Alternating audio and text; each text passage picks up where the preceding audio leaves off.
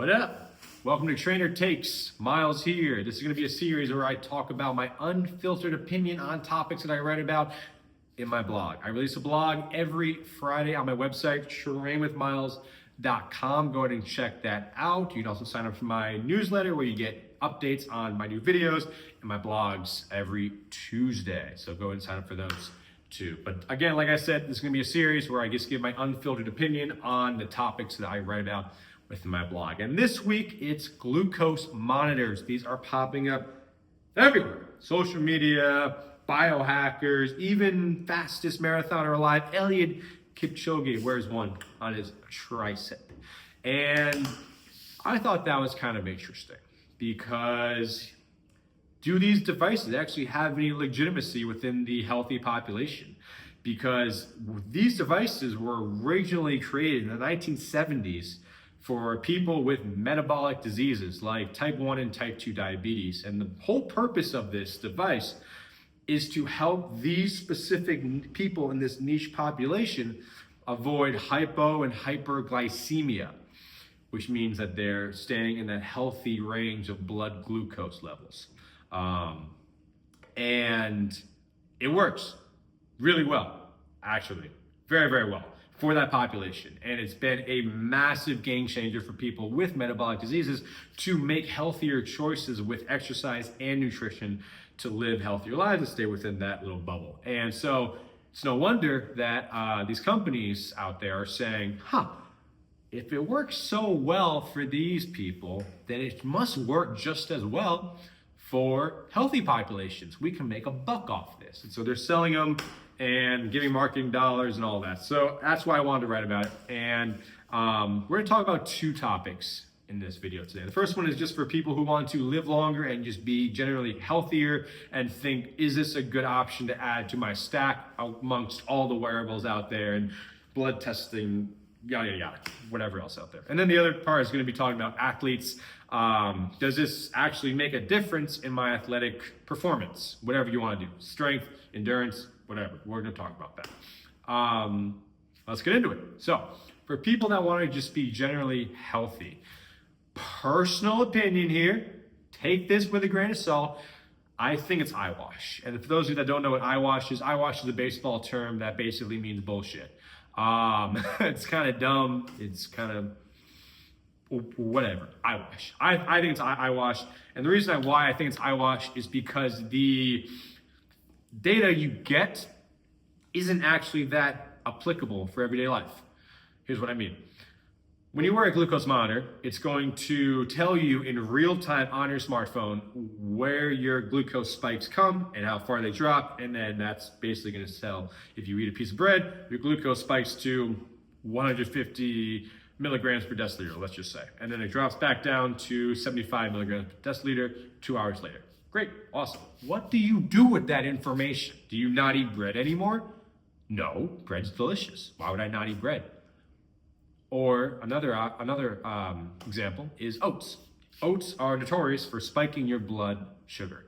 And that's not a bad thing. Everything spikes your blood sugar, everything. Oats just do a little bit more because they are carbohydrates and they're broken down into simple sugars, which is what a carbohydrate basically is. And that spikes your blood glucose. So should you avoid oats entirely? No, you should just pair them with fats like chia seeds or nuts, because fats slow down your rate of digestion, which allows the decreased blood sugar spike. Ta-da! And you can do this really easy on Google. You can just type in whole foods that spike blood sugar, and it'll give you a general list of whole foods. Obviously, it's not going to be specific. One person might spike more than others when they eat a mango versus a pineapple versus a piece of bread, whatever. But from what I've read in my research that's out there on this is that the spike itself and how high it goes isn't really the main culprit. It's more so how fast your body can drop it back down into that normal range. And I will admit that if you're interested in that and seeing how fast it drops down, a glucose monitor is a really good idea in that case. But if you're eating a whole foods diet, primarily, not every day, but the majority of your food is whole foods, and you're doing that consistently, you're probably not going to get a whole lot of benefit from seeing that, oh, a pineapple makes my blood glucose stay elevated for another 30 minutes compared to a mango, so I'm never going to eat pineapple here. It's not going to make a world of difference. For diabetics, yes, definitely talk to your doctor. Do not take this as medical advice for anybody. Again, my opinion.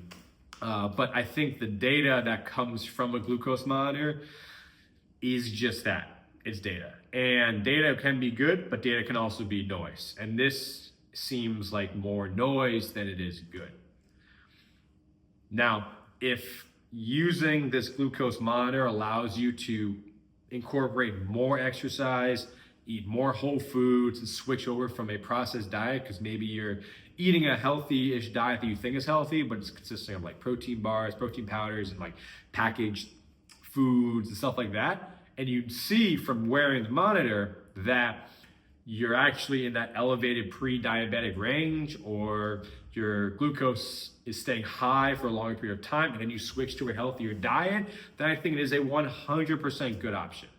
But you also don't really need to spend this much money to know that you should be eating an apple versus applesauce, for example, right? So all I'm saying is that the data that you're getting is very easy to get from a quick Google search, and by simply moving your body, doing yoga, exercise, strength training, walking, running, biking, whatever you enjoy doing consistently, and eating whole foods.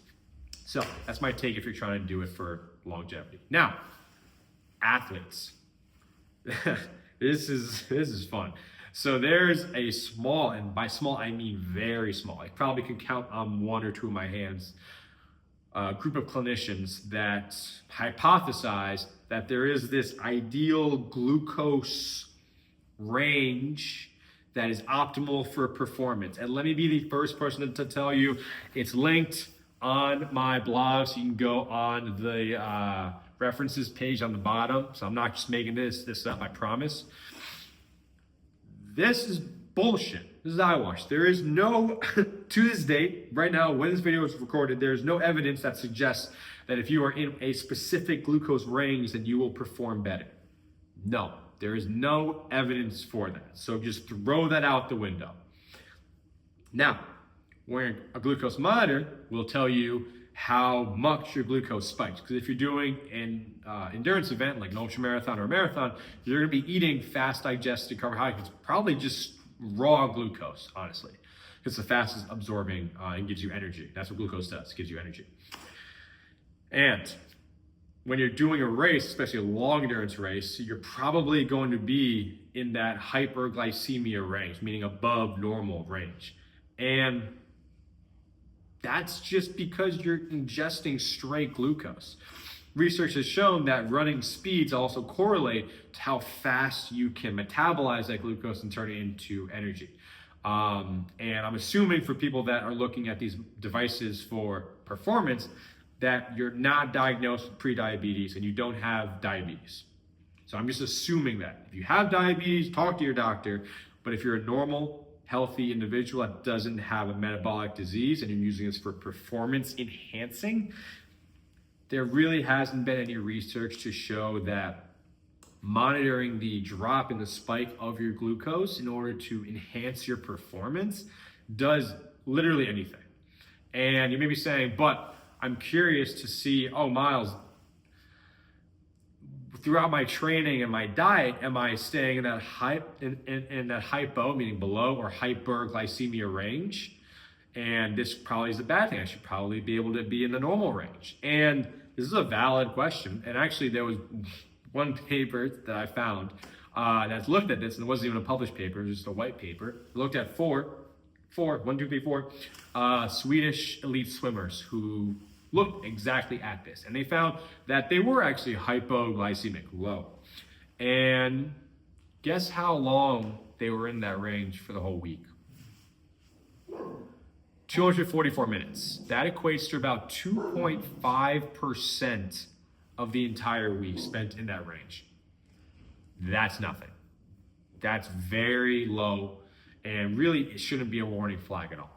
So With that said, according to research, and now you may think that if you are within this glucose range, it makes you feel better and it's just a placebo in your mind, but you perform better when you're at this specific milligram per deciliter of glucose. All power to you, go for it. If you think it makes you perform better, great. And if you want to monitor that by spending money on this monitor, by all means, go for it.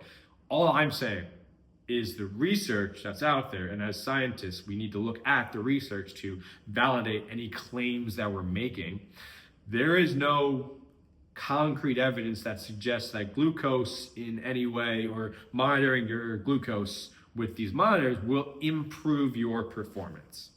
So with all of that said, in my opinion, I think you can pass on the glucose monitors. I don't wear one. I probably will not wear one. I will never say no, because you never know what's going to happen in life. But as of right now, I'm not looking into glucose monitors as something to improve my longevity or improve my athletic performance. I think there are much better, stronger ways to do that. 3 of those are going to be eating whole foods more consistently, moving your body very consistently, and sleeping much more than you probably are. Probably 7 to 9 hours a night.